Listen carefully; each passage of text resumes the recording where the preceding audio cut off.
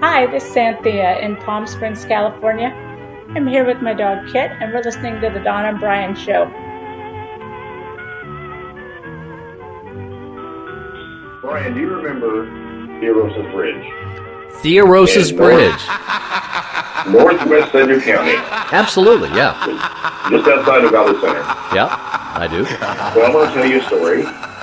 What reminds me of a story. And then we'll go into a story where we went out there together. Anyway, the first time I ever visited that place would have been about 1981 with my girlfriend and two friends of ours, another couple. Took us a while to find it. Took us like Broadway and 135th Street North or something like that. See, I can't even remember. I would have a hard time finding it. Well, it is. It's not in a. It doesn't say this way to Theorosa's Bridge. It's kind of way out there. No, that would be nice. Right. At the time, no, it did not. And the way we found it, because it was a bridge that had been washed out or destroyed, we had to come up from Hoover Road, which only matters to people that live up in that area and know. Anyway, we drove up Hoover Road. We found like 135th Street North. Dirt road. So we're driving. And we come to this intersection that says, Bridge Out. Yep. Dun, dun, dun. I remember that. I mean, well, I don't remember that with you. I remember it from my experience. Right. So we drive around this curving little one-lane dirt road. And then we come upon the remains of a bridge. This is the end. Yep. You know, the girders are still there crossing this creek, but there's no bed to the bridge, there's no road. Well, apparently, and there's many different stories about it. One of them is that this woman took her kids to this bridge and threw them off and murdered them. And then committed suicide. Right, and then the Indian woman. Yeah, the Indian woman, yes, that's... So when you go out there, one of the things you do is say, Theorosa, I have your children, and she's supposed to appear. Well, in 1981, driving out there with my girlfriend at the time, Sharon, and our friends Butch and Mary.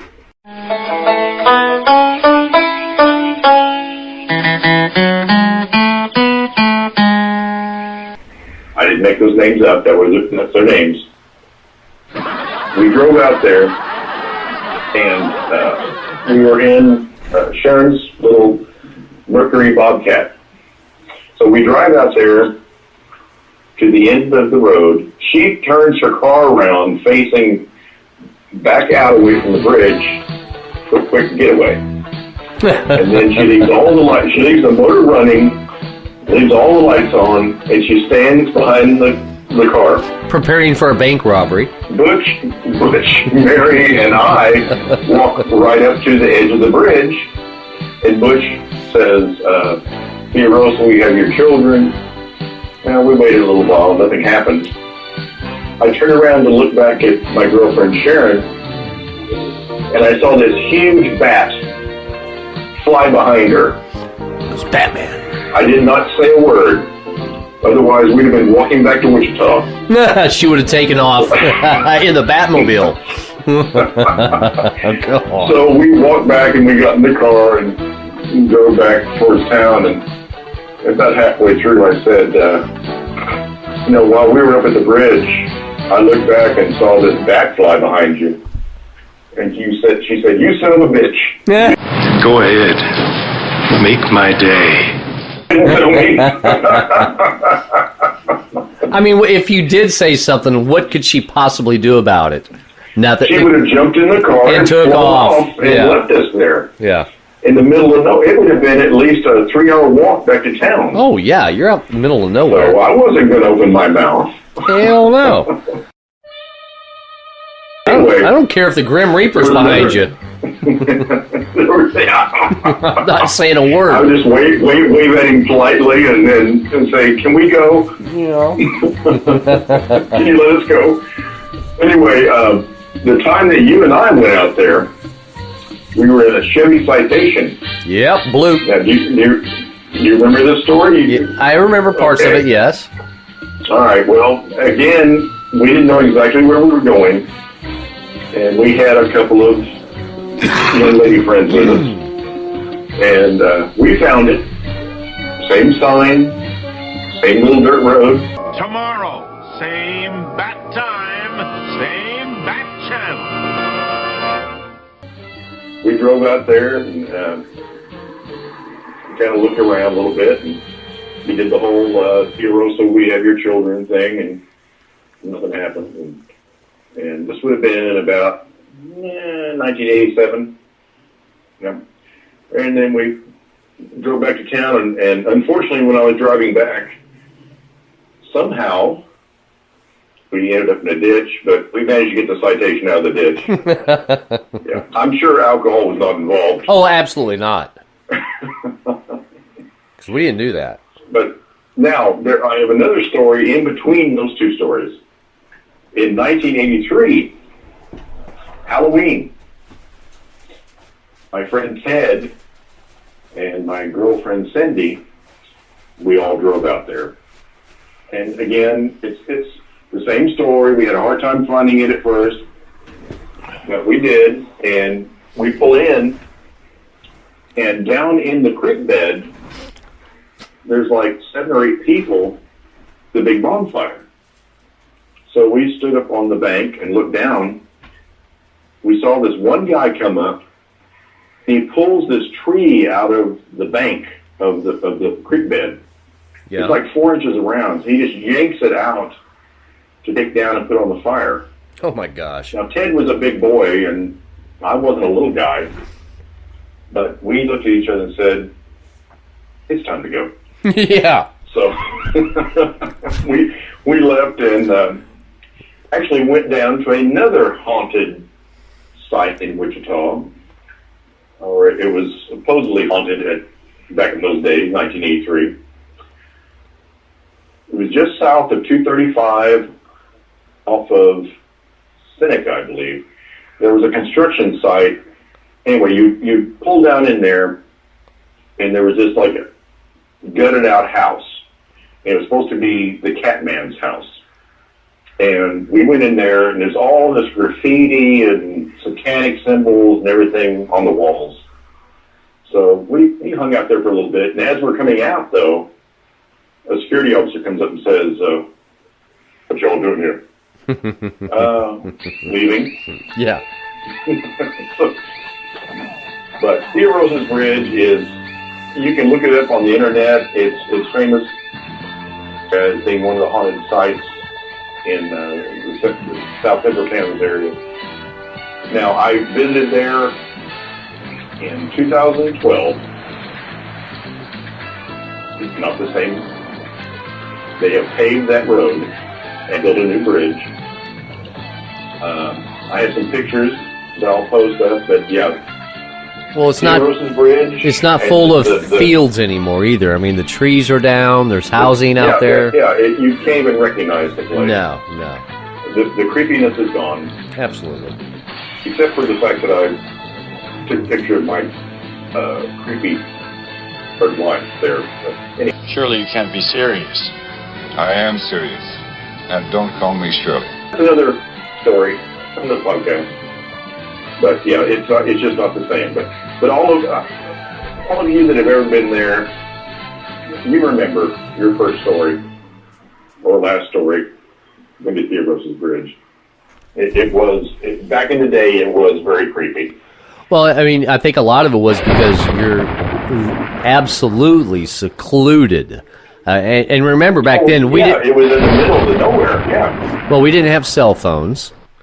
There was no way if something was to happen, all you can do is put your foot to the pedal and haul butt out of there and it was creepy. It was jump in your Mercury Bobcat and take off and get the hell out of there. Yeah, it was. Or your Chevy Citation. Or your Chevy Citation. Yeah. But I remember Theorosis Bridge vividly. I don't remember all the stories and all that so much. I don't have total recall like Dawn does, but I do remember. I can picture the bridge, and it's something you could walk across, but you can't drive across because all the planks are gone. Yeah, it's just it's the framework. The girders were there, but the bed of the road was not there. Right, just the framework was there. And I remember walking out, and I was going to sit down, and I'm like, oh, hell no. Hell no. I mean, it was dark. I don't know what time it was. It was evening, and the only light we had was from the moon. From the sun reflecting off. Well, the only time we go out there was at night. Otherwise, what's the point? It just looks like it looks just like some broken down bridge. Yeah. But it was, I really wish that they would have preserved that differently, but that didn't happen. It's still there, but now it's crossable. Yeah, it's an actual concrete bridge. Yeah. All the trees are gone. Yeah. So. Just don't go out there and park your car. Don't go out there and park your car because traffic is going to be coming past you. It's going to happen. So you're not going to get the same experience we got. If there's any ghosts, they're paved under. Yeah. Now, this also reminds me of a place that we used to go about the same time called the Unknown Grave, which was out on far West Maple near Goddard. There was a cemetery, and it was off on one lane dirt road, but they had a grave that was marked unknown. It was just basically a big block of concrete it was painted white with unknown written across it black. And back in the early 80s, when we were teenagers and early 20s, we would go out there and just have drinking parties. But I remember being in that cemetery. I think my little sister Dana was there with me. And I'm sitting on a headstone with my feet on the ground, and the ground started to sink. I said, I'm ready to go. I'm out of here. Gotta go. Got to go. And again, I didn't tell anybody what was going on until we left because I wasn't driving and I didn't want to be left behind. Yeah, that would suck. So. You may sink deeper. Wow. But all around the country there are haunted sites, and Florida is full of them. There's a place called Casadega up in north central Florida. It's supposed to be the town of psychics, and they have all kinds of creepy things that go on up there. And I've been through there, but I've never stopped to investigate. But it's on my list. Oh, you bastards! Why are you torturing me like this? Why? There you go. And Kansas also has other creepy sites, abandoned houses and creepy ghost stories. Looks like I picked the wrong week to quit amphetamines. You kind of got me for a loss for words. I think this is really interesting, and I keep reflecting back on Theorosa Bridge and stuff like that. But I just can't. I can't think of a lot of... The only creepy things I can really remember from my past is my first mother-in-law. You know what I am? I'm your worst nightmare, man. And that's what I am. I'm a nigga with a badge. That's all I can really think of. Yeah. Well, I mean, pretty creepy. When I would call the house asking for my girlfriend, when she would answer... God, what a transition. What the hell? Anyhow, when I would call... And no, for real, I was thinking about this. I'm like, the creepiest thing was not Theorosis. It was my first mother-in-law. Mother-in-law, yes. She would answer the phone, "This is Becky's mother." Excuse me? Okay, how about this is Don's wife, or hello. Hello, or you've reached the such and such house. This is Becky's mother. Okay. Like, some from Carrie. Oh, she scared the crap out of me.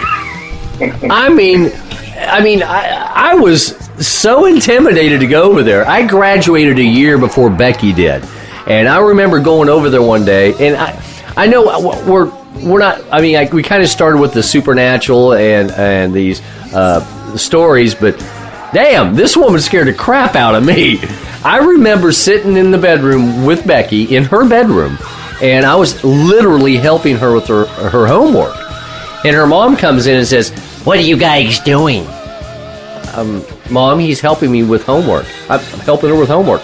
Well, it's time for you to go. It's dark out. Like, what happens after? Okay, I'm out of here. And I'm thinking, okay, so what's going to happen? I'm out of here. It'll be dark soon. Yeah, you better go.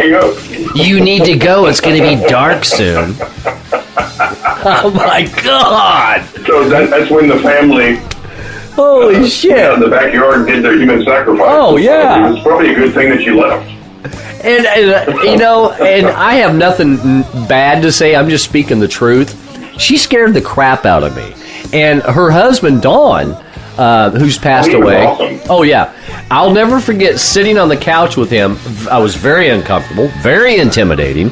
He's a decorated Navy veteran. And he says, "Brian, I need you to go into the kitchen over there and grab me that bottle of whiskey off behind the sink." I went, "What?" "What? I need you to go into the kitchen and grab that bottle of whiskey behind the sink." I went, And you said, "Yes, sir." "Hut." Yeah, I went and grabbed it. And he said, "You go ahead and take a drink." I'm like, "Hell no!" It was Kentucky Gentleman. I remember it was a pint. Yeah. And I'm like, "What?" Cheap bourbon. Yeah. Yeah, like, take a drink. Hell no. I'm 18 years old, and no. He said, "Well, go grab me a glass then." He said, "Nah, hell, give me the bottle." And he just started drinking the bottle. I'm like, what the crap? This family was just amazing. And I'll never forget, the living room, the front of their house, was quote-unquote Donna's room, Becky's mother's room.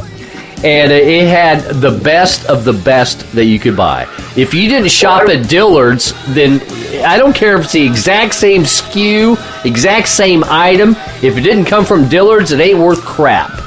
And she had... What I remember from that room was it was like bleached white. Yes. The furniture's white, had plastic covers over all the furniture. We weren't even allowed to walk in the front door. We had to go in through the side door or the garage or whatever. That was her room. It was like a museum. Well, it was all Ethan Allen furniture, which everybody knows is rather expensive stuff.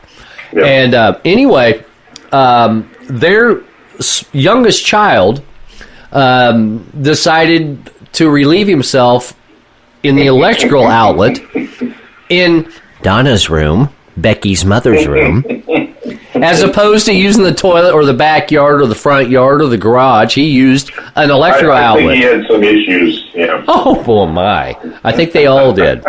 Well, it started a fire. And, it's just like he didn't get electrocuted. Well, no, I think the part of this whole situation that actually put me in tears of laughter after I left the house was watching Donna run through the house. I mean, she's not grabbing water, not grabbing a towel. She's just running through the house screaming, "Oh my God, oh my God, ah!" And all it did was put a black mark on the wall. That's it. I went in there and just, poof, it's out. And that's when I realized it was urine. I'm like, oh, nice. Very nice. There was yellow pee on the beautiful white Berber carpet. And I'm like, look at... All right, I'm urinated in the light socket this time. I look over, and there's a little Mark standing there. And it's so... In his pocket with a smuggle in his face. So obvious. So obvious.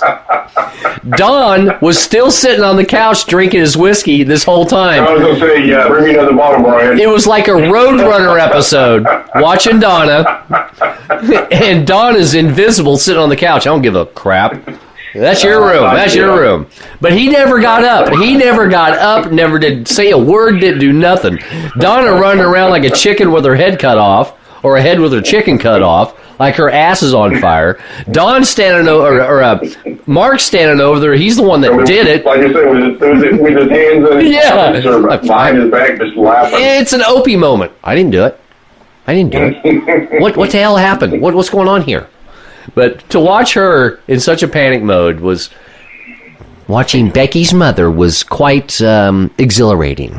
It was funny. She used to call me and my first wife, Christy, looking for Becky and you, and she'd say, "This is Becky's Mother.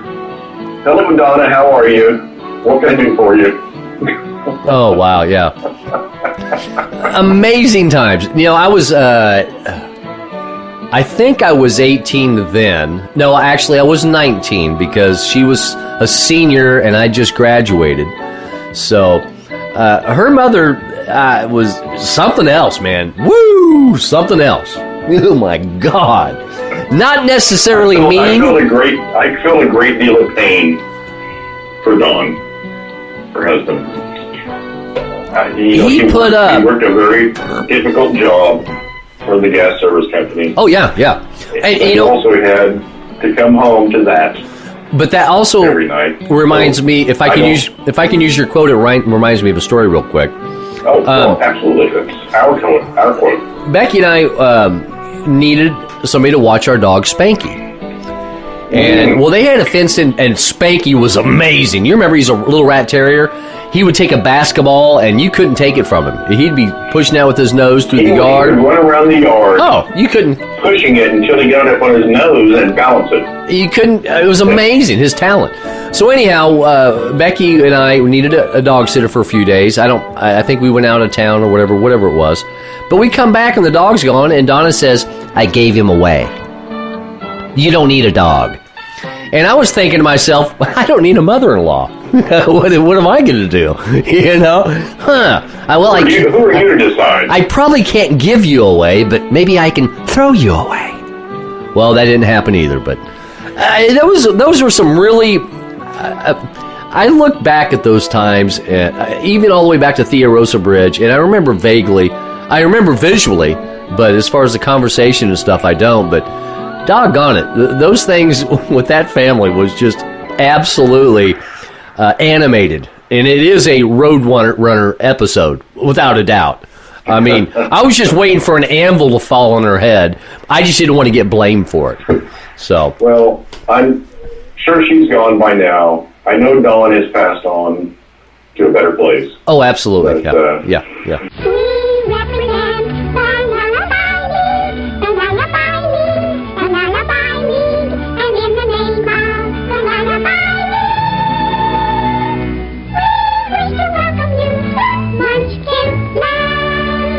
Donna.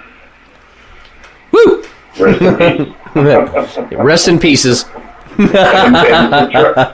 Trust me, Donna. We will revisit all these memories of you, and we'll never forget you. We'll never forget.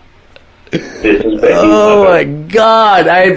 To hear that the very first time, I remember calling from my house with my parents, and I was calling to ask for Becky, and the woman answers the phone, not Fryman residence. This is Becky's mother. What? Huh? What? That was just, I mean, that's not something you prepare for. But yeah. You don't. It was always, this is Becky's mother. Weird. What about this is Mark's mother? You know. Yeah. That never happened. But anyway, whatever it was, it was. I have no regrets. Becky and I ended up marrying, and we divorced, of course. You and Becky had a good run. We did. I think so. And she was a beautiful young thing, and yes. One of my favorite memories of Becky, we're again driving out on Maple. Oh yeah, with the cattle. It's you and me and my first wife Christy and Becky. We're in the car, and we're driving out west on Maple, past College Road. Right. And there's a bunch of sheep in a field. Uh-huh. And Becky yells out, "Hey, you!" And I just, first started laughing. Well, she's thinking, hey, you, Y-O-U, when it's actually E-W-E. Yeah. So you were laughing, Christy was laughing, I'm laughing. Becky looks at us and says, "What's so funny?" And that was what made it even funnier. You didn't get your own amazing joke. It was great. Wow. Yeah, I remember that vividly. Wow. It was funny. It was very funny. She was a sweetheart. Yeah, she really was. But anyhow, Don, look, it's probably time to wrap this one down. Wrap this one up. Let's wrap this one up and put a label on it. Absolutely. All right. Until next time, Don from Hollywood. Brian from Wichita, Kansas. See you next time. This has been another episode of The Don and Brian Show. Copyright 2017, The Don and Brian Show. Please check our Facebook page at facebook.com/The Don and Brian Show for the time and date of the next episode. Email us at email@thedonandbrianshow.com. Twitter @Don and Brian Show. And once again, thank you for listening.